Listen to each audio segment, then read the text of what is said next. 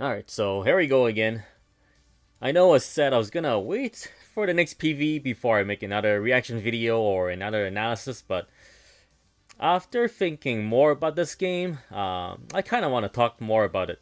And this is gonna be more about like questions and speculations, what I want to see about the game, so that's it. Yeah, let's go. The first thing I want to talk about is actually this. So I'm living in Canada, so considered North America, and I am able to get this game on Steam. And I believe this is the first time that this game is officially available to be purchased in the West. It's not the first time you can get Robo Wars in English, but I believe this is, well, outside of the OG games on Game Boy Advance, this is the first time you can legit get the game in the West. But funny enough, it's actually not available on PlayStation, which I kind of went on a PlayStation store, search for Robot Wars, nothing. So it's only Steam, which kind of got me thinking, what happened to the licensing issue? How did Steam get past it? And why is it not available on PlayStation or the Switch? It kind of makes me wonder if they had plans to release this in the West. I wonder if the cast list was affected by it, because they kind of went with a lot of stuff that's from Sunrise and from like a very few specific publishers, right? So I wonder if the release in the West have anything to do with their choices. And since it doesn't seem like it's a legit full release in the West, I'm guessing the translation is still done by the Asian team, so to speak.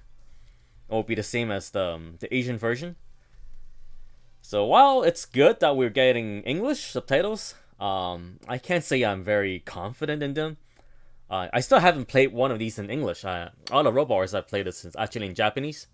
It's I feel a bit more comfortable with that, I guess, because I don't exactly trust their translation. And even if their translation is good, a lot of the more subtle nuance is actually lost in translation. A lot of stuff they can't really translate, or a lot of play on words they can't really do. So for those who remember Z2 and Z Free, the subtitle for those games, let's see, I think Z Free, the first one, it's part one is Jikoku-hen, and part two is Tenkoku-hen. So Jikoku, the words they use, Jigoku, it means time prison. If you read the word, but when you pronounce it, it sounds like just hell. So that's a bit of a play on word, Jigoku. So it's a time prison, but it's a hell. Whereas Tengoku, in that case, and it's kind of means the prison in heaven, but it sounds like the word heaven, in just in general. So there's a lot of little play on words here that's kind of lost in translation. So that's why I tend to go, stick with Japanese. But well, anyways, I'm getting sidetracked here. So next topic I want to talk about, it's this again. So they uploaded the event again, so I was able to watch it. And I saw the screen again, and it says this is for the DLC, for those who couldn't tell by the DLC 1 and DLC 2 here. So this word here, very, very important. So additional series, it actually says additional series. So the DLCs will be a new series. In particular, I think it's been mentioned in other websites as well. It's going to be protagonist only, so the main character only, then their mech. And they have nothing to do with the plot. They're just there as a guest unit. And it will be additional, new series, right? So it got me thinking, knowing the last few Robo Wars and how much they like reusing assets, there is a pretty good chance that these will be the units from VX and T. So we might see Cross Anch again, maybe Votoms again, Dunbine again, Unicorn, Crossbone, and so on, right? So I wouldn't put it past them to pull something like that, right? Just reuse assets. Why not, right? Although I'll be genuinely surprised if it's actually brand new stuff. I'm still holding on a bit of hope for that, but I'm keeping my expectations a little low. And then, kind of on a related topic, let's talk about the OG stuff. Since out of the DLC, 4 of them, well, 2 from each DLC, so total of 4 of them will be from the OG. And here it specifically says Super Roboto Taisen OG series. I'm guessing it's from, they mean specifically this series, because otherwise, if any original character counts, then I have a bad feeling the 4 units might just be Vanix, Grand Fang, Zelgard, and Tyrannate. That's 4, right? That's 4 OG mechs. If those 4 counts, then I can see them. I can really see them pulling that. But if they mean specifically from OG series, then we have some pretty interesting choices. And that's the next thing I want to talk about. This is not so much speculations or questions, but just something I want to see. I guess you can still call it speculations. So we have 4 units, we have 4 slots to fill.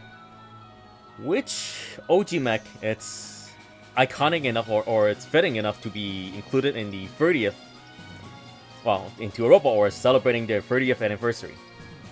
Alright, so the first one that I think should be in an OG series is this right here, Alta Ison. So I think most people can agree that this is one of the most popular and iconic mech. So I think it's very fitting to put him in there, and it's one of my personal favorites too, so hey, why not, right? Next one, of course, Daizenga. How can you not put him in there? Look at this guy. Look at his mech. And look at his weapon. How can you not put him in there? So, not much else for me to say regarding these two. I think it's... I can almost say with confidence that these two are automatic. This one, the next one, Compatible Kaiser. I thought about it for a while, but I feel like, yeah, in terms of being iconic or representing Robot Wars OG, I think this is pretty fitting. Plus, another excuse for Obari to animate more stuff. I think that's a win for everyone. Personally, not exactly my favorite, but I feel like this is very fitting. This is very fitting for a guest character. Okay, and for the last one, for the 4th unit, I thought pretty long and hard about this as to what I want to see. There are a few candidates I was thinking, Yuko might be good. Here, Yuko, it's very iconic and it's basically the main character of the Alpha series. Very fitting. So if it makes it in, I wouldn't be mad. I think it's fine.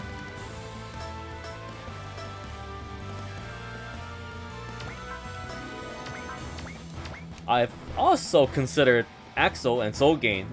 I really like this mech and it seems pretty popular too. So yeah, I think it's a possibility.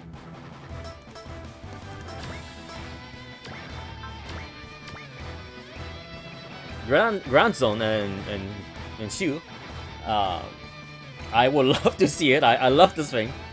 I would love to see this mech in OG. Will they do it since Cyberster already made it? So they kind of had a representative from Lord of Elementals. So I felt like I don't know if they'll do it. I would love to see it. Like I said, I'd love to see them put him in there, but I feel like this spot might be better used for some other mech.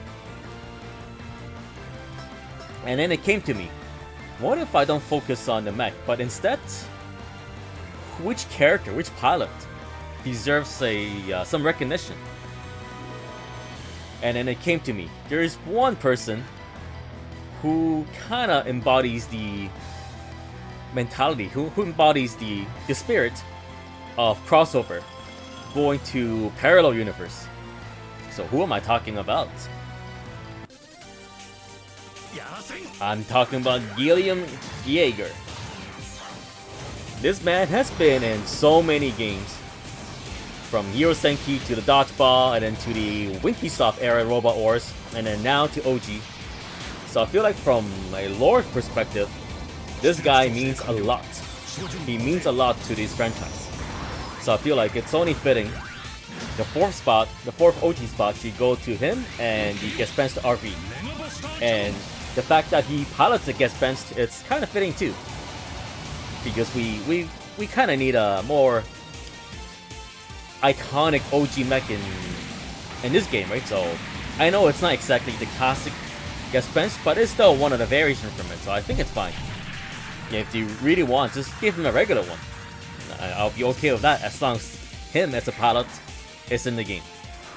So this is all I gotta say for now. Thank you all for tuning in, listening to me ramble on, and I'll see you next time.